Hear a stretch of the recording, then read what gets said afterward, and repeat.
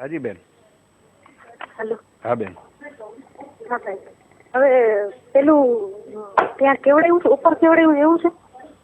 ઉપર ને હવે તો બહુ ટોપ લેવલ સુધી બધી વાત, કારણ કે બીજા 6 ની માંગણી થઈ છે ને એટલે. ના ના ના ના ભાઈ, અમારા વિશે વાત જ નથી હો. અચ્છા, એટલે તમારે નહીં એમાં પણ કેવું હતું ભાઈ, મારી વાત સાંભળો. હા. વચ્ચે વોટેબલ જે હોય, જો આમાં કેવું છે ભાઈ, વાત થઈ છે, હું તમને કહું, વાત થઈ છે લેડીઝ ને તો લઈ જ નહોતી જવાની. એમાં કેવું હતું ભાઈ, 2 લેડીઝ પ્રેગ્નેન્ટ હતી. હા.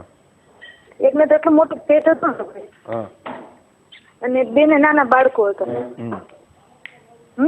એટલે લેડીઝ ને તો લઈ જ નહોતી જવાની. હા. એટલે સ્વાભાવિક આપણે બાતમીદારોના ખર્ચા કાઢવા માટે ને આપણે કીધું હતું તો વાત થઈ હતી.